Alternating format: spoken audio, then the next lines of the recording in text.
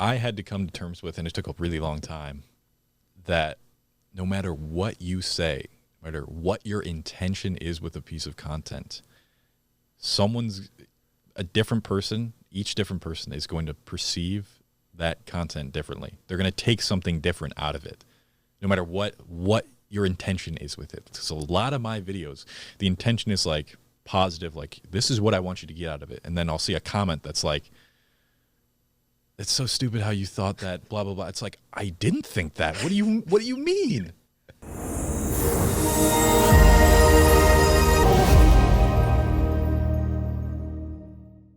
Take me through cup stacking. Okay. Why were you so into cup stacking as a young lad? I don't know. I guess I just grew an obsession with the way it looked on YouTube. I was watching a lot of YouTube videos on cup stacking, and just the way they were able to do it so quickly with their hands, and it was something easy to set up, and I knew I could do it in my room. And just watching other people make videos about cup stacking was like, I want to make videos about cup stacking too. I don't know. That's the way it came about. And so I think I got like my first set Christmas, and after that I would lock myself in my room and just cup stack. I got pretty good at it. I don't think I ever got to the point where I would be a professional, but it was fun. I wouldn't tell any of my friends about it because I just thought it was embarrassing.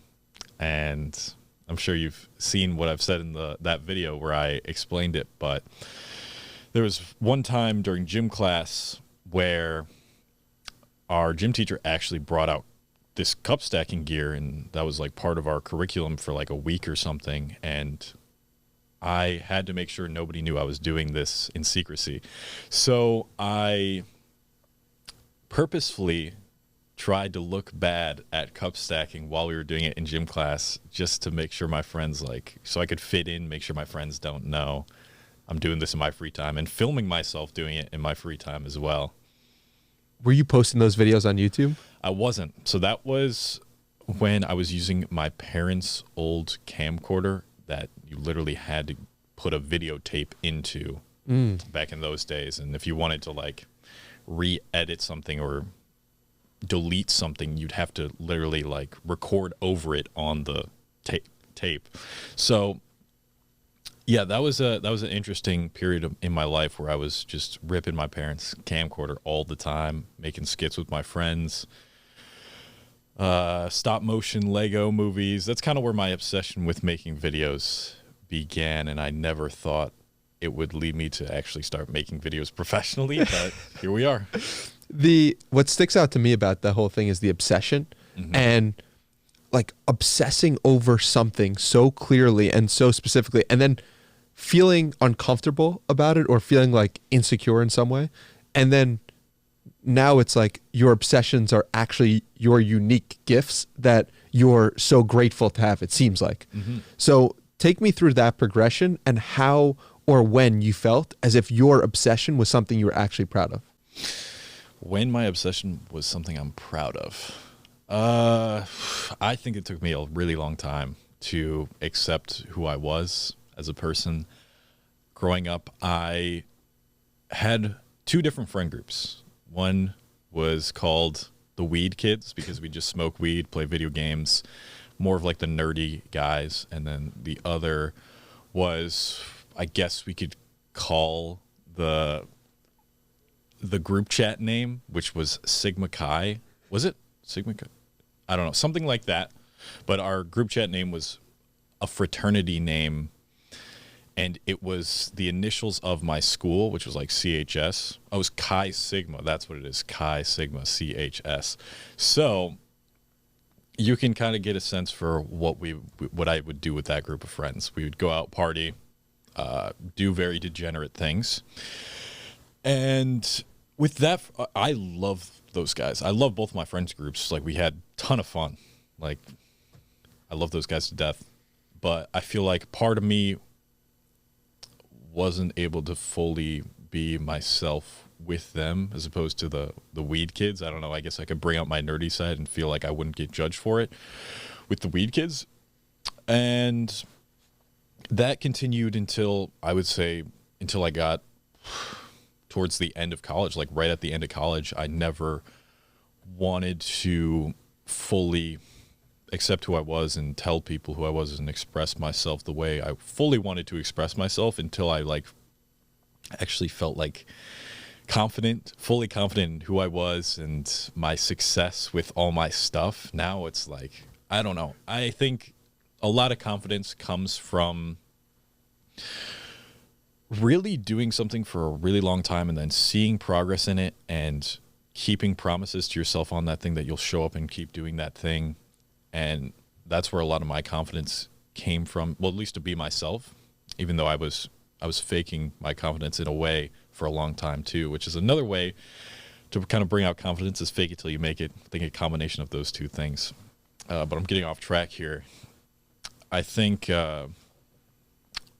once I finally started to see success and started to transform my beliefs about the people I hung out with and what their perspective on reality looks like, why they would be unaccepting of me. And I realized that even if they were, it's like they have a certain reality they are occupying that is, it says in their reality that this type of person who has these types of characteristics is a nerd. And perhaps that aligns more with just the overall society, just fitting in, being normal. Certain characteristics equal being nerd. And when I realized how stupid that whole concept was, I was like, why? Like, why would I ever try to suppress something within me just so I can appeal to some people who have had their beliefs created by society and other people over the years? Why not just do whatever the fuck I want, I guess, basically. So, well, it's like certain beliefs equals nerd equals bad. Right. It's like, why is that bad to be a nerd? Right. Is also worth questioning or thinking about. Right. And something else that I've said in videos in which I've explained that type of stuff is sometimes the nerdy stuff, it becomes the popular kid thing. Like so anime, right? Was like the example. Like anime. So it's like, it might become the popular thing anyway. Just do it. Like, just be who you want to be. Talk about what you want to talk about if you're really interested in it. And it'll be much easier for you to attract the right people into your life and also just like succeed in other areas of your life, because when you gain that confidence to just do whatever you want, then you will have an easier time believing in yourself too. 100%. So when you were starting your YouTube channel, it seemed like from watching a few of those videos that you were sharing some part of the journey with people close to you.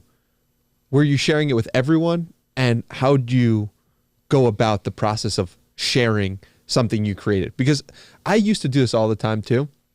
I think it's helpful for people. Is like, what I would do is I would create something in the past and I didn't want anyone to know about it until it had some legs, until I knew like, all right, it could stand on its own. Yes. And I think there's some benefit to that. But I also think that this podcast was one thing where I was open about immediately. And the reason for that is because I felt like it was so deep in me and it was so me that I couldn't not share it. Like I wanted people to see it. I didn't feel uncomfortable when people stumbled upon it. I was excited. And so that was a good sign that it was something close to my being. So take me through that journey for you.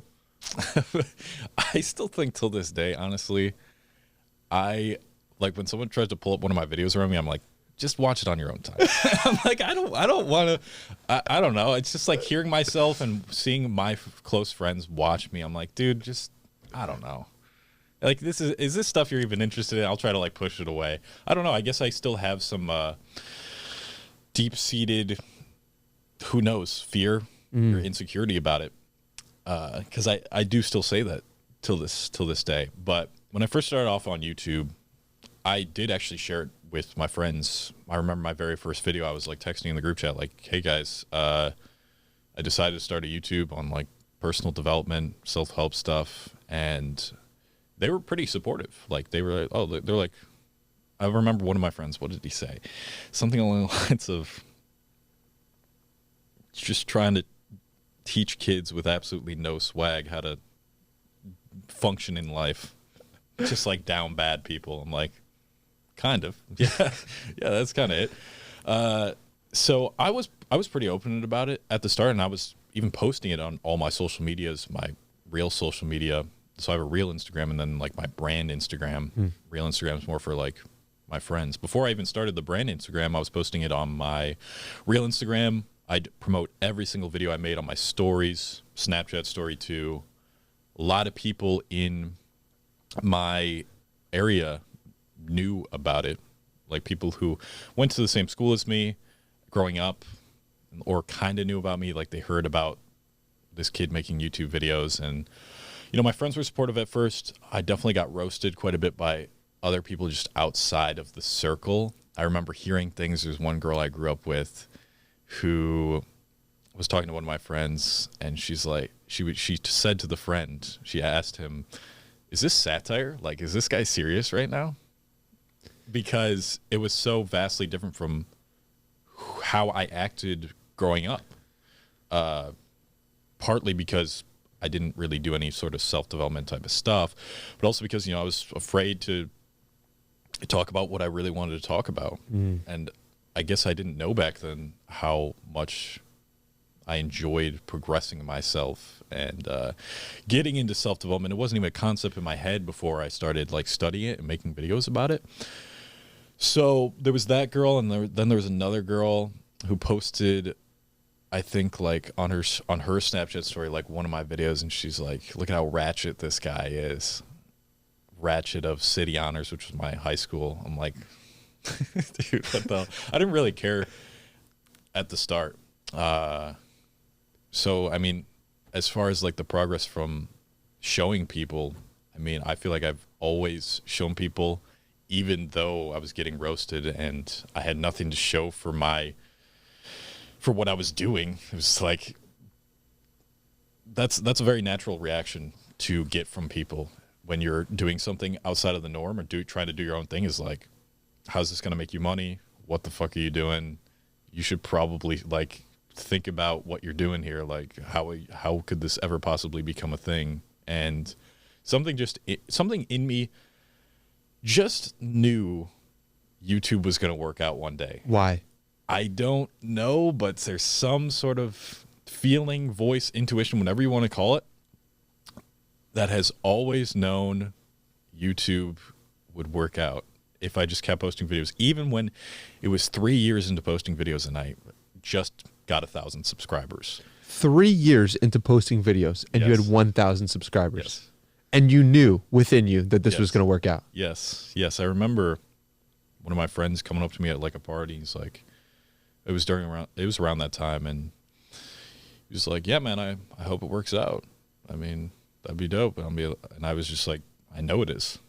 Wow. Just for some reason, I just knew one day if I kept posting that I would be a YouTuber. What was the moment it felt different? Like the moment I was like, I am a YouTuber now? The moment when I guess other people recognized or saw what you yourself knew was a reality since you started. That's a good question. I guess for like the majority of people who know about it from my hometown, they probably like would actually give me some respect and rep. I don't know. They appreciate the rep. Yeah. They would after I hit like 100K probably. Yeah. But for like my closer friends, probably once I was in Vegas for a little while. So I had 3 months where I lived in Vegas with a couple other YouTubers and then a couple people who I went to school with growing up, City Honors. And that was an interesting time, but that was right after the first like viral video finally blew up, and I was like, it's time to make this shit a reality. The things that I've been telling myself will happen are finally kind of starting to happen. So I'm like, let me move in with some YouTubers in Vegas, focus on YouTube, double down on it, and really make it my full-time job, because it still wasn't back then. I finally got monetized in 2020 after I started in 2017, and like it was making like, I don't know, a few $100s a month or some shit like that. And yeah, that's when I went there. And I think once the growth started happening, some friends back home, you know, they were giving me some respect. And then, you know, I've really noticed it after the 100K. I remember being at a party specifically, and I think everyone's great to each other, and we're all close friends. But there's one specific incident where like this girl came up to me. You know, she introduced herself. Well, she didn't introduce herself to me. I knew her, and she introduced herself to me at the party on that day. She was like, "Hey, what's up?" I'm like, and then she brought one of her friends over. She's like, "Yo, this dude just hit 100K subscribers," and I'm like, "Oh, so that's how y'all are treating me now." so now I'm pretty high worth, huh? And it's funny to see, even now, when I interact with some people back in Buffalo, how much differently they treat me now. And a lot of the people who were roasting me back then are now saying congratulations. Will Smith had this great thing where he was talking about when he became a movie star, it suddenly the people around him didn't really know how to act because their perception of what he was broken. Yeah. And obviously you're not a movie star, but your perception in people's eyes is way different now. And now it's like they couldn't see that reality for you, but you could see it for yourself. Right. And it's just, I'm curious about that 3-year phase, because that 3-year phase is what a lot of people listening to this might be in, but they know. I'm curious, like, what did you do? What did you build? And like, how did you mentally imagine the future or have such a clear picture of the future? Were there any practices that you did, or were there any things that made you so confident or so clear on the vision? I would say, first off, there was not a clear picture. The only like clear thing was like become a YouTuber and constantly affirm myself of that. I didn't know what the fuck I was doing. I just liked making videos. I liked putting them out there, and I said to myself, you know, one day this is going to work out. And perhaps that's good, but maybe having a little more of a plan would have been better, you know, so it would take less than 3 years. Even though I was studying YouTube and what worked, what didn't throughout those 3 years, I think what I did during that time was, I guess, focus, because now I feel like my editing has almost hit a plateau. I think during that time I was really experimenting with all different types of editing. Once I started getting into Adobe After Effects instead of just Premiere Pro, Adobe After Effects is really powerful. Can do a lot of motion graphics with it, just a lot of different cool effects. And almost every video I made back then, I would watch a YouTube tutorial on some type of After Effects effect or Premiere Pro effect. That's what that period of time I think is what really made me like stand out in editing from other YouTubers. Is I would try to get 1% better with every video. I would try to get 1% better with each edit. And despite having an overarching theme of back then, I mean, so for a little while, I started the channel as self-development, and then it changed to fitness for a little while because I started picking up traction on my Instagram, and my Instagram was all based around fitness. So I'm like, I'm going to become a fitness YouTuber. And so the overarching thing around that time was like plant-based fitness. So despite that being the overarching theme, you know, I would still like try all these different editing techniques and stuff like that. And I try to study other YouTubers, but to get in that mindset of success, I suppose it's, I don't know. I mean, I'm sure I read a lot of books that helped me change my mindset on things. Really, when I first started getting into self-development, I was more so getting into like spirituality and like, again, just finding who I was apart from what people were telling me I was.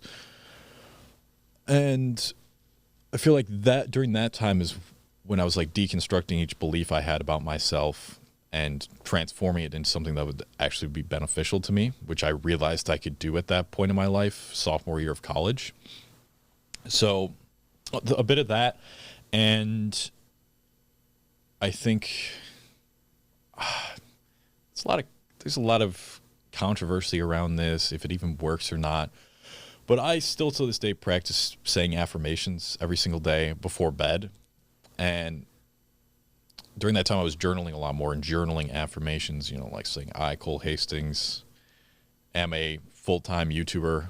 Now I look back on 2017, I still have the journal from back then, and it's like I wrote down exactly what I am now, like a full-time YouTuber, except I said I would have a fitness business back then, but it's not fitness anymore. I'd be a full-time YouTuber, be able to live anywhere, and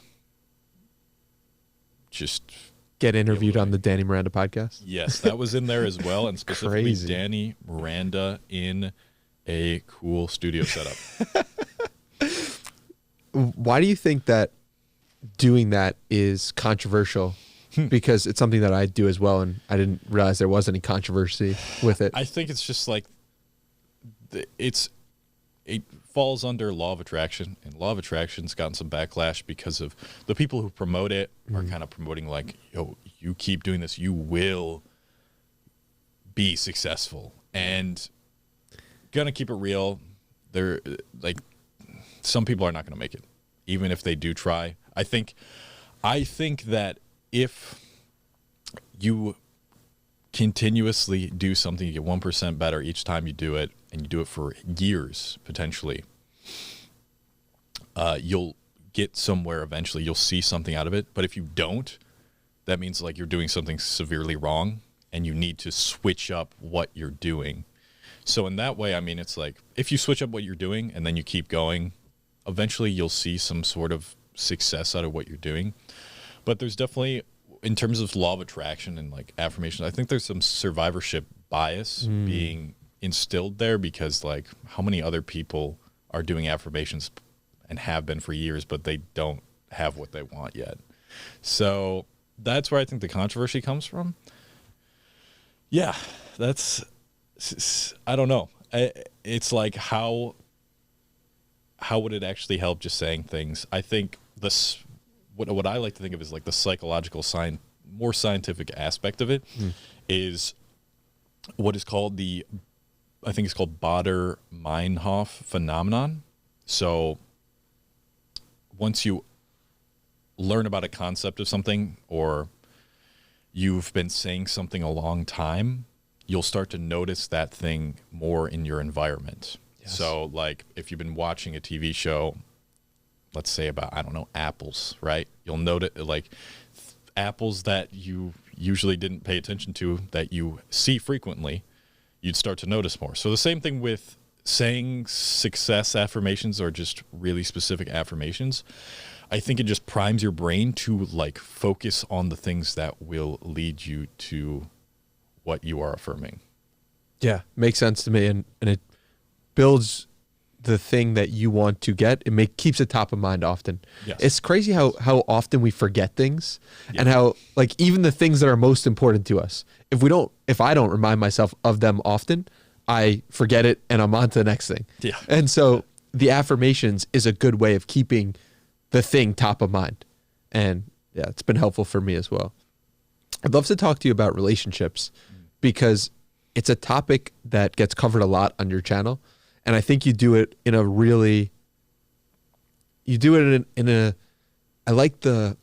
it's a full circle perspective from my vantage point, in that you're able to clearly articulate things like, this is the masculine, this is the feminine, this is how I'm viewing it all together. And I really enjoy that. And I also think it's something that I don't see talked a lot about by people who are trying to achieve big things and go to places. So for example, like I spoke to George Heaton of this, he owns this company called Represent, and it's an incredible company, like, I don't know, 8 figures, and just built a massive thing. And he didn't understand or didn't look for what he wanted in a woman, or didn't like have that clear picture of that. So like, how should people think about relationships, and how have you thought about them? Because you've spent a lot of time talking about them on the channel. Well, I was in a relationship or several relationships from the time I was, I think, like 14 or 15 to 23. And I only took like 1 year break in between all of that. I think it's something you should try to experience to some extent as a teenager. If you think like you're definitely going to want to have a serious relationship in the future, I just think majority of first relationships you get in don't last. I don't know if there's statistics on that. There probably is. But you really don't understand relationships until you get into relationships. And now it's absolutely getting more difficult to find a serious relationship, especially if you're a guy. And that's definitely, you could say it's a problem. But I don't know. I guess the way I think about relationships was the question. Mm-hmm. I see relationships as it's only an extra benefit to my life. I think the way I view my relationship with my girlfriend right now is like, could I live without a woman in my life? Yeah, I did it for a couple of years. Once my ex broke up with me when I was 23, about to be 26 now. But does the right woman help me be more confident in myself when I'm out with her? Does the right woman help support me when I'm struggling and overthinking the YouTube algorithm and where my videos are ranking? 1 out of 10, 10 out of 10. Yes, that's For giving those me PTSD right now. Sorry, my bad. Honestly, I mean, like, the right woman can be an incredible addition to your life and be a great complement to your life. Honestly, I don't think I talk about relationships that much on my channel. I think I've made like 3 videos. And I've watched all 3 of those. I thought. Yeah, so, I mean, I don't want people to think that they need a relationship in order to complete their lives just because there's pressure to. And in previous generations, it was just like everybody was married because they had to get married pretty much.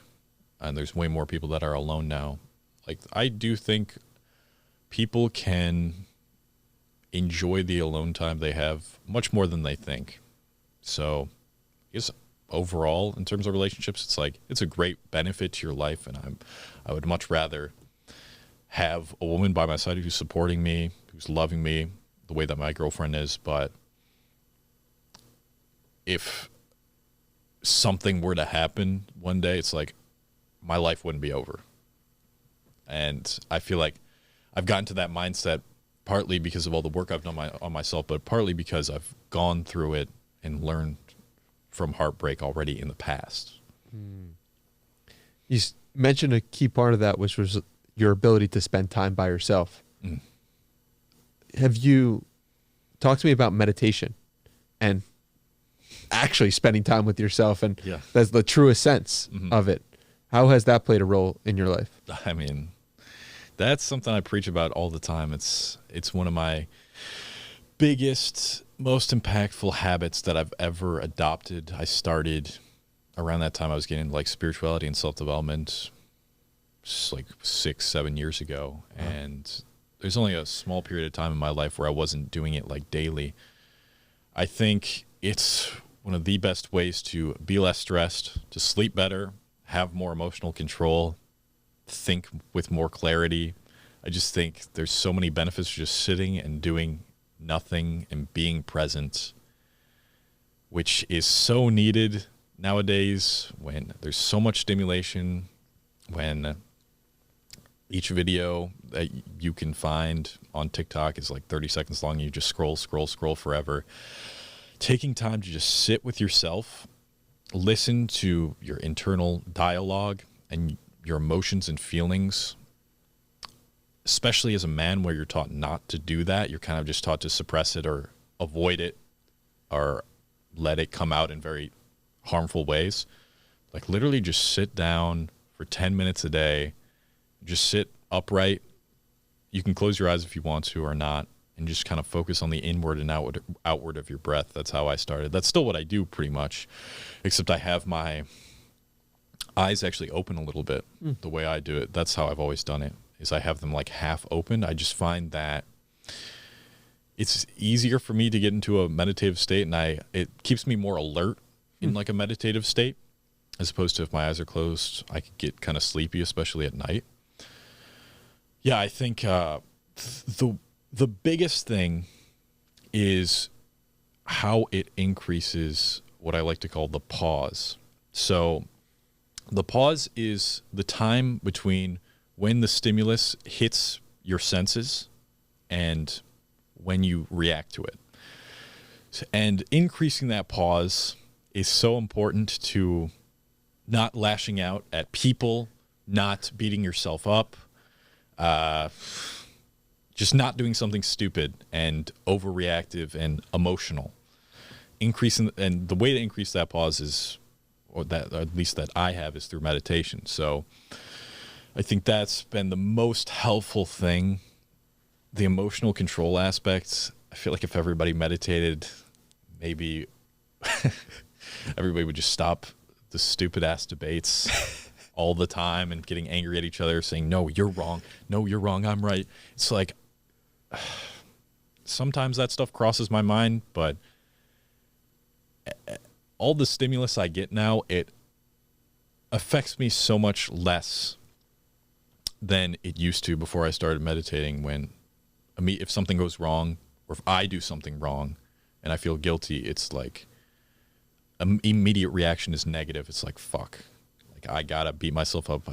I'm depressed now. It's like, no, let me think about what this is, what's happening, before I just immediately react to it, and evaluate what's going on within me, within the situation, get a better, clearer picture of the situation, of what someone said to me, of what I did wrong, and just think for a few seconds before I decide to react to it. What would you tell somebody who's been thinking about, I should meditate, I know I should, but I haven't actually taken that step? I would say maybe try to incorporate it, not even like setting aside a time for it, but just incorporate it into something you already do. So this might be TMI. Somehow I just thought this might come up today. But so I meditate 2 times a day, one in the morning, one at night. And in the morning, I actually do it when I'm going to the bathroom. Nice. So it's killing 2 birds with 1 stone. That's awesome. But it's like that. Like I'm already sitting up. It's like, just do it then. I don't know. Put your phone away for however long you're on there, like 10 minutes, and just do it then. Or when you're completing a task on your computer or something, just like roll your chair back a few feet and just sit there for 10 minutes and just focus on the inward and outward of your breath. You can start with that, but the linking is really powerful. Yeah. And I want to highlight that because whenever I found success doing a habit, it's because I've linked it to something else. Right. So for me, I have a kitchen timer, and the kitchen timer serves as a way to link the behavior with something that I see every day. Right. I wake up, I see the kitchen timer. All right, it's time to meditate. Right. So linking is super important. And I've never heard anyone say, "Oh, they do it while they're taking a shit." That's so smart. And so smart. I genuinely think it is, because you have to do that every day. For most people, it's like they're at least taking 1 poop a day. And so if you can do that, it allows you to not have to think about, oh, should I meditate? No, it's like you're taking a shit, so you're going to meditate. It's cool. I like that a lot. I didn't even think of it that way. I just did it because I like to save time. Exactly. So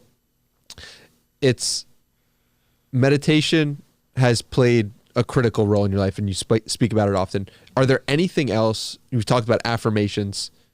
What other key pillars would you say you're like, my life is different because of this? Definitely lifting weights. That's like the top things for me are like journaling, lifting weights, meditation, maybe reading is up there as well. Yeah, lifting weights, that was my first glimpse of how confident of a person I could be, was when I started seeing progress in the gym. And this was my freshman year of college is when I started to get into it. And over the years, I've gone on and off with how I work out, how much I work out. But when I first started to see like the newbie gains, that was the first time where I was like, I wouldn't say the first time actually, but one of the first times where I was like, damn, I can do something and see visible progress in it. And that visible progress has a return on investment in my real life because other people will treat me differently. It's like, wow, this is really incredible. And not only that, but it helps me sleep better, helps me think better, like meditation, all these things. It leaves me less stressed and I'm accomplishing something. So yeah, lifting weights is definitely up there for me too. Love that. What do you think? So it's so interesting dissecting and seeing the story unfold, because I noticed like all these little things that you did, right? Lift weights, meditate, affirmations, try to get 1% better for the YouTube videos. All of that led to this moment, and all of that led to where you are today. And that's a pretty incredible insight. And like in the moment, I'm sure each one of those things was just like, oh, like I'm adding a little bit, or I'm doing what I want to help myself in the future. But when you look at it in totality, it's like those all added up into something way bigger, right, than any one of those habits. Do you think about that often? Of like, wow, like they all stacked up to an incredible place? I think I do. Yeah. I think each one has played a role, and I've adopted and unadopted other habits in my life, but those have been the core things that have all taken one step at a time for me to get to a point where the steps get much larger, much more monumental, because the progress, when you first start all this stuff and you adopt each thing, it's like, this is what your progress looks like, maybe even down for a little while. But eventually it curves up in an exponential curve, and you start to see way more progress and success and financial success than what you're even putting into it anymore. Yeah. But it took a long time to get to that point. Yeah.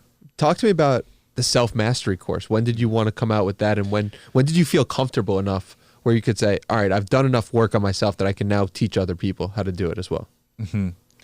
I think I felt comfortable releasing something like that maybe a year or two ago, but I didn't really take action on it until this past year. I remember writing, I'm going to make a course one day in like ended 2020, and it didn't happen until 2022. But the whole idea behind that was like, I've gotten to a point where I want to stop focusing so much on just like optimizing each video and trying to, I don't know, just focus on the videos and what I'm doing, and more so like get more of a connection with my community online. And because of the course and because of that source of income, I could stop relying so heavily on YouTube, and I'd be comfortable where I am financially to the point where I could spend less time thinking about money, more time thinking about, let's help individual people, talk to them individually, and give them a complete roadmap towards the way that I've achieved a state of self-mastery, even though that's a constant work in progress. So that was really the intention behind it, was like connect more with my community, get another source of income, and just it's been so awesome being with the self-mastery community. But the whole course is like, the idea behind it is there's 4 sections, which are self-awareness, shadow work, developing healthy habits, and building a beneficial life philosophy. And I feel like that encapsulates everything I've learned and all the content I've made, but in a very detailed, structured manner. where I give people worksheets to do with each video. It's like my YouTube videos are like the appeal to the algorithm, but also super engaging, but kind of, they don't go super deep usually, because I've just found on YouTube the simplest advice is what performs the best. It's just what people seem to be impacted by the most on YouTube, or the algorithm promotes that.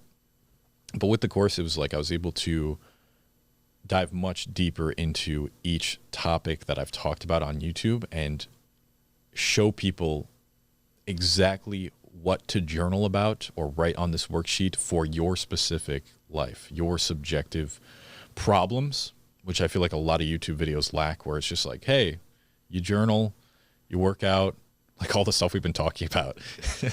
Funnily enough, yeah, your life will be better. And yeah, it will. But what about those people who have some form of trauma or some sort of serious psychological distress, where no matter how many YouTube videos they watch and try to apply what's been said in the video, it's like, I can't be fixed. That's what they say about themselves. And so I wanted to make a course for people like that, who wanted to get a little deeper into why they feel the way they do about themselves, where it came from, figure out the root of their problems, so that the stuff that makes you feel better about yourself, working out, meditating, actually feels good and will actually produce results.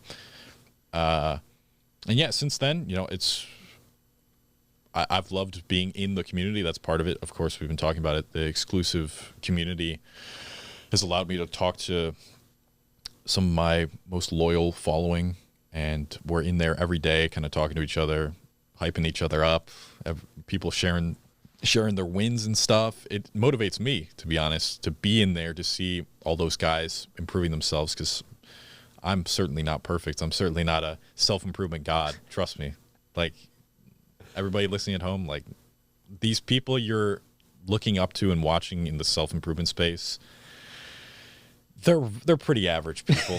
I'm gonna be honest. Like, I'm a very average person. I'm on YouTube all the time. I'm procrastinating all the time. It's like, so sometimes, you know, I like seeing what that community is doing as well.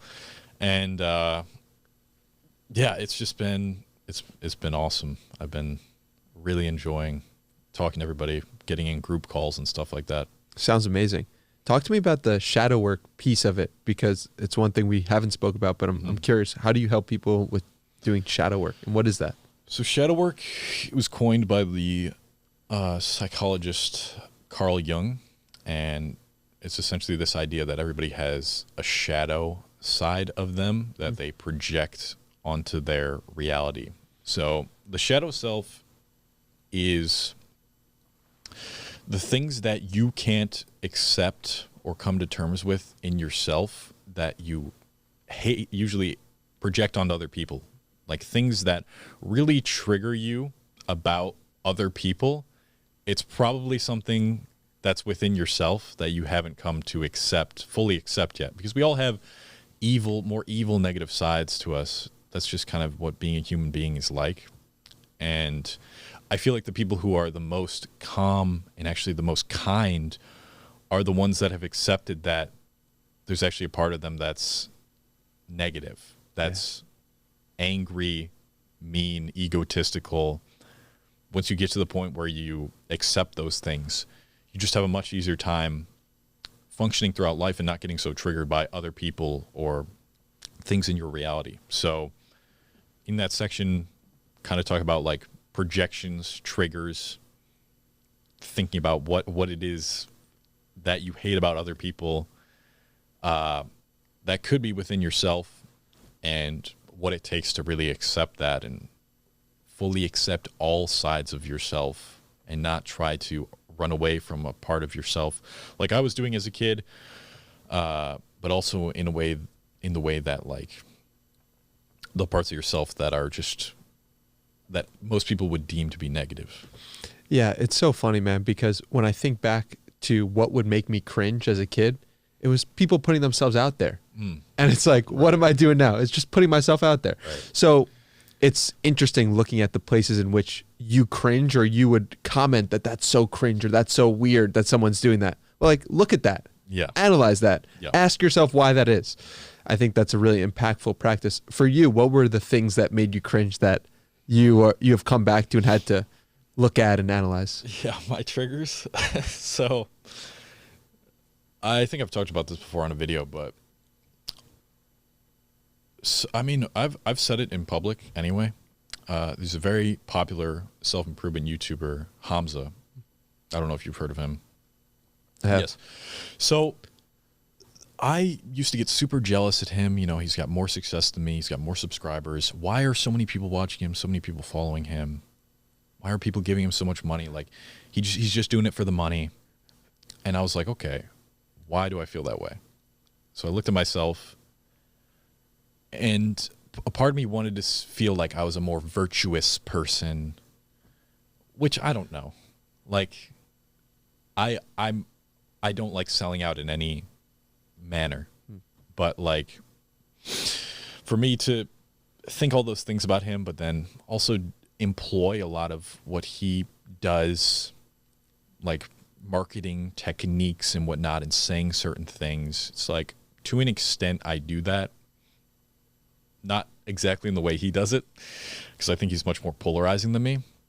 But I couldn't come to terms with the fact that I'm polarizing sometimes, and I do those things that he does sometimes. When I finally just accepted it, and I've talked to him before. I've had him on my podcast, actually, and we're friends now. It's like I accepted that part of me that I didn't like in him. It's like, now I see him, I'm like, good fucking shit, man. Like, I'm happy that he is at the level he's at now, which is crazy. How did you come to terms with that? I guess it's just understanding the reality that we live in America in a time where capitalism is prevalent, and how much you're making is important, and like what you do, the way you market yourself. Like, I don't want to say you have to sell out, because you don't, but you have to make a living off of what you're doing here. And like, because of that, you're going to have to market things and market yourself in a certain way and say certain things. You know, I say YouTube Cole Hastings, he's a little bit different from real life Cole Hastings, who you're seeing right now, just in a more natural environment. It's just a fact. And I know I have to play a certain game with this reality to make a living. And that's not to say I'm like inauthentic in my videos. What I talk about is everything I'm typing, everything I believe in, everything I promote, I believe in. But just understanding like the reality of the situation, like, do I want to be successful? Do I want people to like me? I mean, everybody does to some extent, even though I don't really care about what people think, but yeah, I kind of do. Right. So it's just like coming to terms with that, and the fact that I'm a human being and I want success. I want respect, you know? Yeah. So I guess just acceptance of the reality of things. What percentage of who you are when you're offline is similar to the Cole Hastings, if you had to put a number on it? Similar to YouTube Cole Hastings. YouTube Cole Hastings. Number. I haven't thought about that. I would say the thing is, it's so hard to even ask yourself to answer the question, who am I? Right? Because I'm a different person sitting here right now. I'm a different person with the weed kids. I'm a different person with the more Chi Sigma. with Chi Sigma. You know, it's like, I don't know. So maybe YouTube Cole Hastings is just another part of me that's fully authentically me. Mm-hmm. But I'd say in most situations, I'm kind of like I don't really talk much in real life. And maybe people who have seen my videos would be surprised at that I'm like introverted. I like being alone. I don't talk that much in real life. I'm not the most sociable guy. And I have to be that on YouTube. You know, I want my videos to be engaging. and me to have high energy, a lot of charisma. Like the way I'm talking on YouTube is much more, oh, hello, I'm Cole Hastings, and I'm trying to do this with my voice so I sound better. So I would say the number that keeps popping in my head since you've asked that question is like 80%, probably. Yeah. It's so fascinating to see this experiment unfold in front of our eyes. In the past, it would have been very rare for us to have so much of who we are on the internet, on a different place. Yeah. And then for that to not be 100% us, it's like, now it's even weirder because it's not acting and it's not reality. And it's somewhere in the middle of acting and reality. It is, exactly. And so, I don't know, man. It's an interesting thing to think about because if you think about the mirror being an invention, I don't know how long the mirror's been around, but that changed society in a pivotal way. Because now for the first time, people could look at themselves and be like, oh no, I should look like this. I want to look like that. And now YouTube is a video version of the mirror. And so I think social media in general. Yes. It just algorithms are a mirror. Yes. And they're not perfectly accurate. Like you're not. It's only a part of you, kind of. Yeah. And everyone is looking at that mirror slightly differently. Right. And now if you're not comfortable with yourself, you're thinking about how other people are thinking about you. And you're like, how are they perceiving me? And this is why. That'll drive you crazy. And this will drive you crazy. And that's why I speak so much about meditation. And I definitely would not be able to put myself out on the internet if I had not sat with myself and been comfortable with what I saw. And so, how do you think about living in this incredible experiment that we've entered ourselves into? I think you brought up a really good point about driving yourself crazy about how other people are perceiving you, because I had to come to terms with, and it took a really long time, that no matter what you say, no matter what your intention is with a piece of content, a different person, each different person is going to perceive that content differently. They're going to take something different out of it, no matter what your intention is with it. So a lot of my videos, the intention is like positive, like this is what I want you to get out of it. And then I'll see a comment that's like, it's so stupid how you thought that, blah, blah, blah. It's like, I didn't think that. What do you mean? Like, that's not what I was saying. So yeah, I think that's been prevalent in, I don't know, since people have written books, maybe, but probably not to the extent we're now seeing it. But yeah, I think people perceive, everybody's got a different definition of who I am in their head. All my subscribers, everyone who's seen my content. And I've just, again, meditation helps with accepting that, because it drives me a little crazy sometimes, especially because I'm in a really, I feel like, unique position on YouTube where I'm in this self-improvement slash red pill space, which seems to me to attract a lot of people on the right side of the political spectrum. Seems like that's where the majority of people are. Very traditional type of people, bring back traditional values, get rid of modernity, who have a lot of things to say about modern issues and think like they're all wrong. And they see, this tall, white, muscular guy, and they think this guy's a conservative. I even had someone comment that when I put out a podcast yesterday.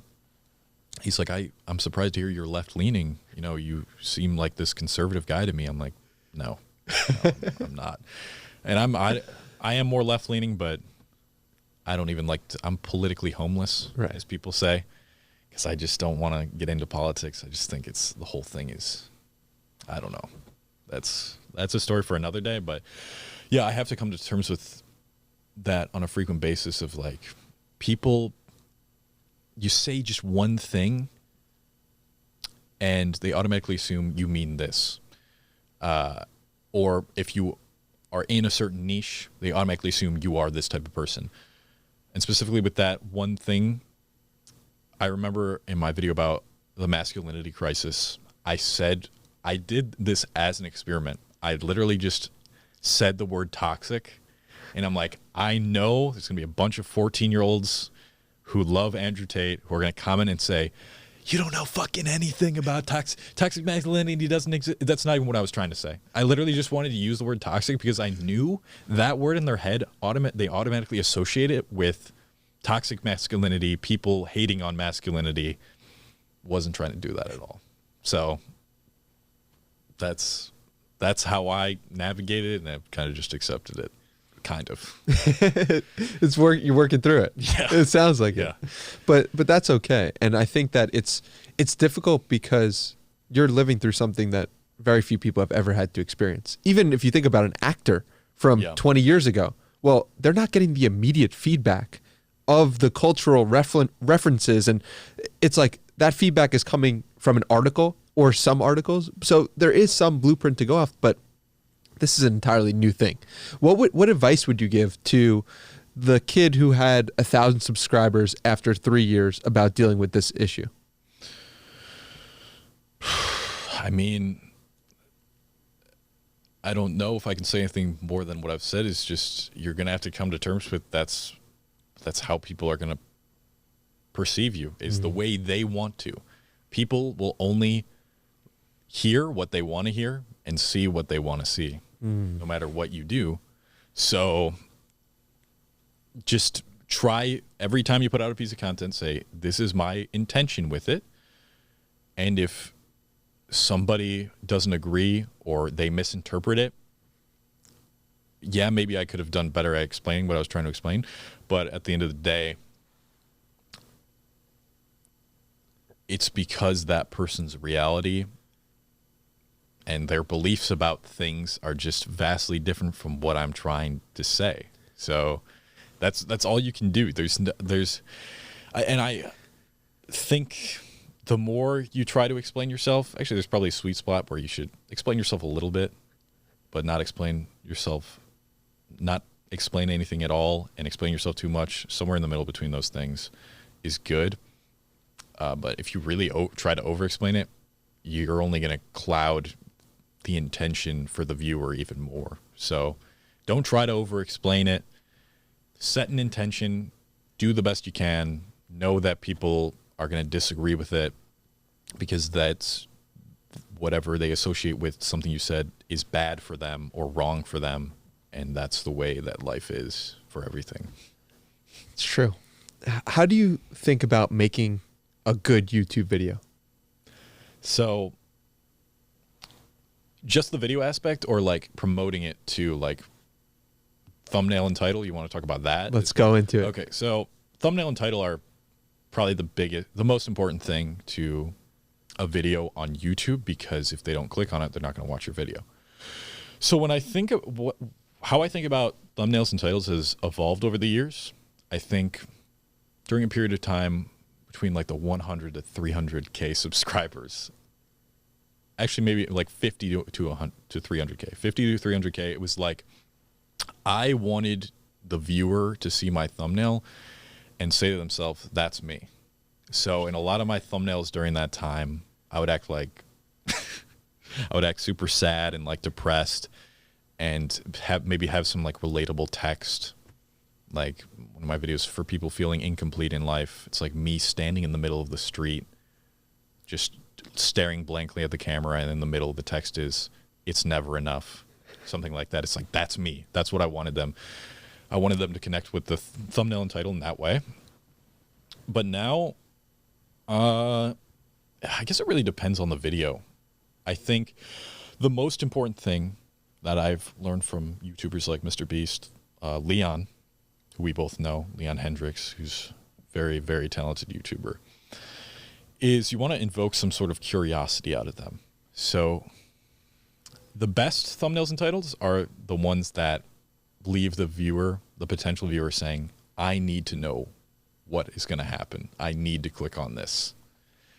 So thinking about that before you make a thumbnail and title, and the way to produce something like that or invoke that sort of curiosity, I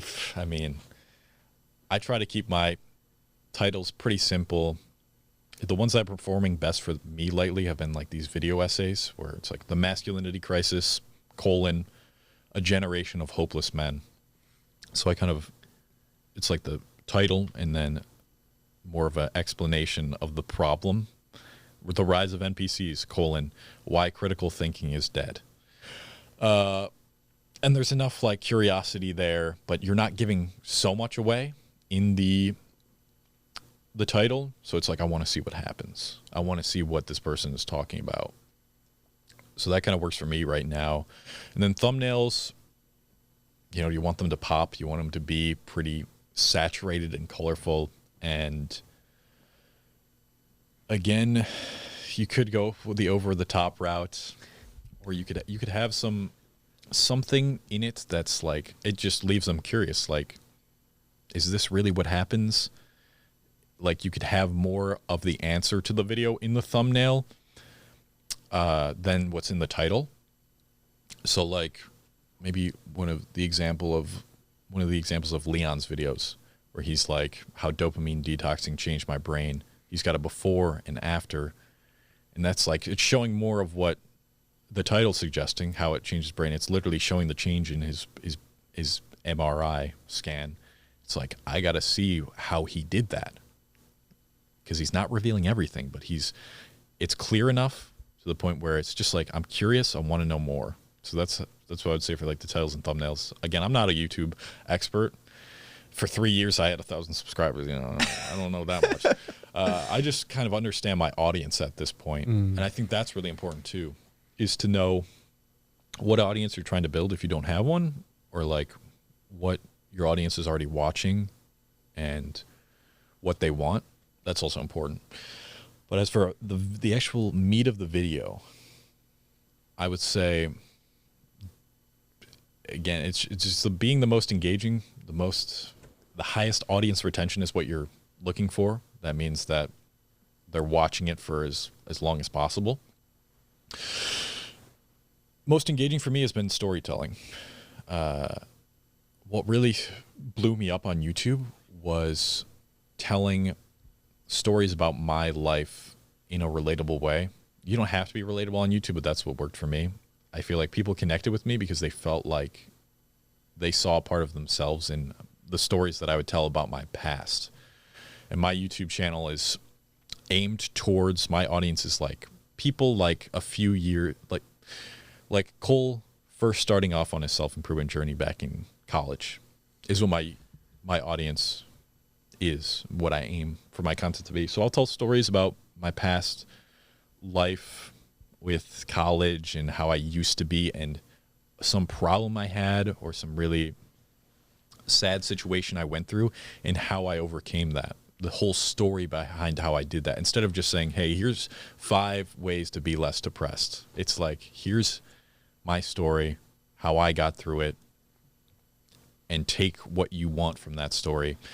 Being an engaging storyteller takes a while. I still don't think I'm that great of a storyteller. Reading fiction definitely helped, honestly. Any fiction in particular? I really love Dune. There's one book I always recommend that's like a self-improvement fiction book that is really inspiring. I want to write a self-improvement fiction book one day as well. You've written a book, which I have written a book. That was just nonfiction. Yeah.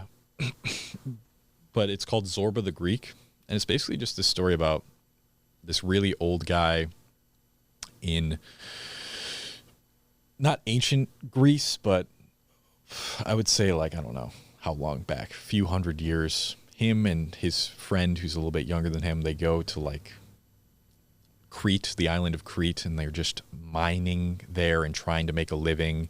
And there's this little village there, and they just like kind of go on this adventure.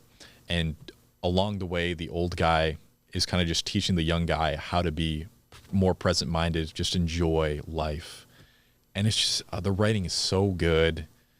It's like, if you feel like you're really there, I think that's what's really important with storytelling is like, you want the person to be transported to the place you're telling. And now I make self-improvement fiction story videos that are solely just stories. Instead of starting a video off with a story and then explaining how I got through it and like what you should do to get through it too, the whole video will just be a story. So you can create some sort of fictional story like that. I do that. You can check that out. Or Pursuit of Wonders is also a good channel that does that. If you want to make a video that's just a story of something you filmed, this like instead of a past story, look at Leon Hendricks. He's a very good storyteller. He tells stories through doing what he does in the videos. Yeah, those are the best things. Like just trying to keep them engaged. Of course, good editing helps, definitely, 100%. Becoming better at editing.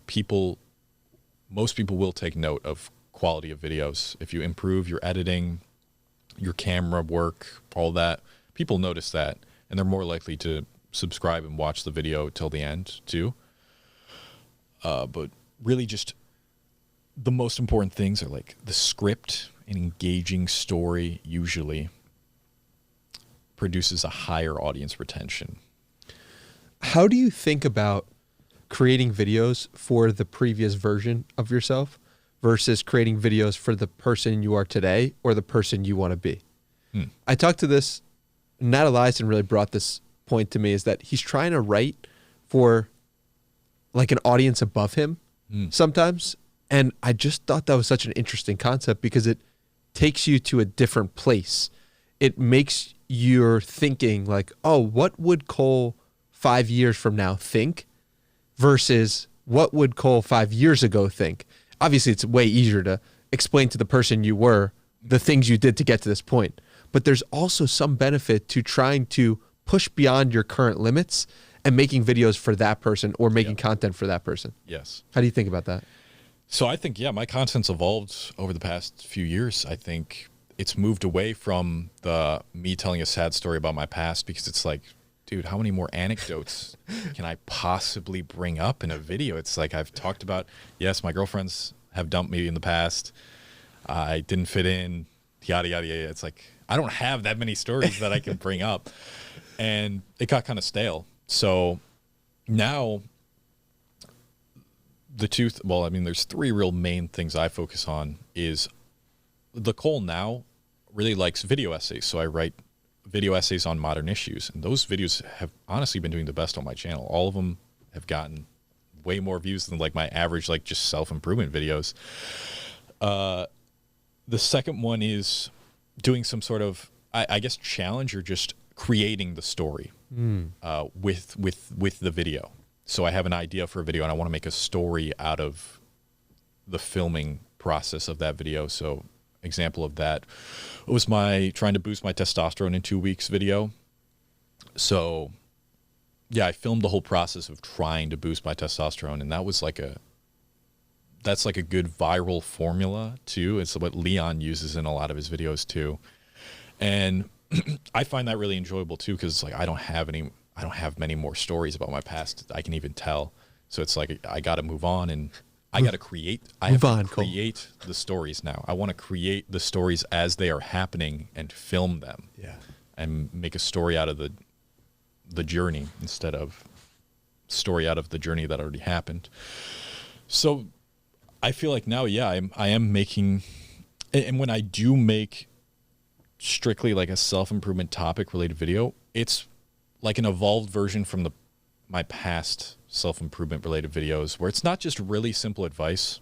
I just can't bring myself to make another video about just like meditating or working out. It's like these have been beaten down to a pulp, especially in the self-improvement community. Everybody fucking talks about that stuff. It's like, that's not new. I'm thinking to myself, how can I present information in a completely different way that someone else has, or just a more detailed version that dives deeper into that issue that you have in a way that maybe you've never heard before. So that's how I go about making content now. Yeah, it's definitely changed over the years. I love that. And I think that one key point about what you just said is that it's about taking something that everyone knows or that works, but then adding and making it different in some way. Yes. And so I'm thinking more and more, since I've seen some of my friends like really explode on social media, is like they're just doing one thing differently. They're Yes. taking something that works and doing one thing. Yep. And it's like, that's an interesting formula for business, for podcasting, for YouTube videos, for whatever it is. It's like, how could you make one tweak that could have exponential results? Yes. Yeah.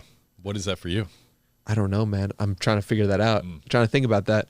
Like, my buddy suggested, why don't you do walking podcasts? Now I'm putting that out there so people can take it. Yeah. That'd be interesting. I've never seen that. Well, you've never seen it, so you're instantly going to be like, what is that? That's interesting. I've never thought about it. It's like the content could be the same as the conversation we just had, but it could be and it's more difficult to do. No one's done it before. So your immediate reaction to that is like, no. But the difficulty is actually the opportunity. Yeah. So something I've been thinking about, but I look forward to seeing that if you do. no, I put it out into the world now. I'm Yes. gonna have to create a walking podcast. Yes. Let's see what else we got from our notes here that we can tackle here, because, dude, this has been all sorts of fun. Yes. Yes, it has. Writing a book, Yes. The Middle Way. The Middle Way. Yes, that book. What is that all about? So You say that with some level of like, I can't believe I wrote a book, or like, no, it's more like, it's not I can't believe I wrote a book. It's not I can't believe I wrote a book. It's like, that book. It's all right. why are you 'Cause not? I look back on it. I think it's again, it's just, it reflects who I was during that time and the type of content I was putting out. It's just different. It was not it didn't evolve into, or it hadn't evolved into what I make now. And so I think for a beginner, it's a good book. I think it's a pretty solid book. There's very small chapters that all have a different piece of advice that I learned. That's like the less refined, much less refined, less detailed version of my course almost. It's like a combination of everything I had learned up until that point in self-improvement, and I just put it into that book and I wrote about it. But the overarching theme of the book is the middle way, and the subtitle is how to strategically use laziness to enhance your creative power. And so the overarching theme is like, you got to try for things and you got to try really hard, but don't force things. Learn to be lazy in a way that is productive, which is by doing nothing, what we've been talking about, meditation, stuff like that. Just fucking around in ways that aren't just scrolling through your phone and being super stimulated. I want to just harp on that point, because a lot of people think like doing nothing or just exploring is like some sort of, they shouldn't be doing that. Right. Unproductive. That's where you find the joy. That's where you find the thing you commit yourself to by exploring. And so, I don't know, if you're in that stage of your life of like, I don't know what I'm doing, you're going towards something and your attention is going somewhere. And I think it's worth like asking yourself, even if it's not like a quote unquote right thing to do, or it's not like optimal. Like, for example, let's say somebody really likes hanging out at the bar. Well, maybe they're supposed to be a bartender, right? Like maybe all their gifts are to interact with people in that way. And I think all the time about like how we label things as good and bad, and how because of that, people, they don't know what to do, or they're less inclined to do the thing that actually calls to them, because going to the bar is bad. But what if going to the bar is actually an expression of your unique gifts in some way? Right? Yeah. No, I agree with that. I try to preach that in a lot of my videos. It's like, there's no right, perfect archetype of a perfect person. Yeah. That's a completely subjective experience or word for everybody. The right archetype is going to look different for everybody. 100%. So I cut you off about the middle way. Yeah. I mean, like I said, the chapters are very short, and I just want to say this is something also I had an idea for years in the past, and it took me years to like finally do it. Wow. I remember being in my kitchen, I don't know, probably making food or something, and I had like just started self-improvement, I want to say. So back in like 2016, 2017. And that title just popped in my head one day. It's amazing. It must have been when I was like more into spirituality and learning about Eastern philosophy and religion. And the middle way is from Buddhism. So it's like, okay, I'm going to write this down. One day I'm going to write this book. I don't know when it is, but I'll write it. And I eventually, 2020, when everything happened at once for me, pandemic, girlfriend dumps me, I move out of my parents' house. I got a lot of time on my hands. Like every night I'm going to spend at least like 30 minutes just writing as much as I can. And I look back on that, I'm like, damn, I was really disciplined when it comes to that. That's crazy, because like every single day I was sitting down pretty much to write. And I don't know how that became a habit so quickly, but I'm really happy that I stuck to it and just independently published it on Amazon, and I sell the digital copy on my website. Sick. And it was a really good accomplishment. Definitely writing a book was cool. Yeah. It's like 100-something pages. And yeah, that was one of my biggest accomplishments that I wanted to complete, and having a physical copy of your own book in your hands and like seeing the cover and yourself on the back of it. It's weird. It was cool though. Just another sign to show the progress that you made. Right. So could you see yourself, if you had to write a book today, what would it be on? So like I said, I want to have my next book be a like almost self-improvement fiction book. Ah, that's right. I haven't really read any nonfiction at all the past almost 2 years now. It seems like it's been only fiction.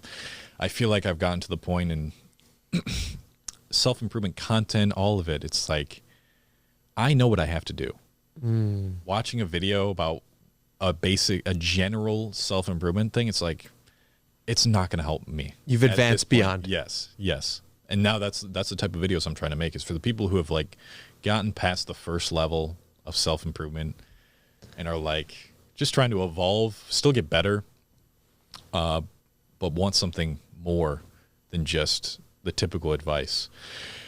And fiction has been a really good way of helping me to express that sort of evolution. And I've enjoyed writing the short stories that have life lessons on my YouTube channel, which I created a whole playlist on now.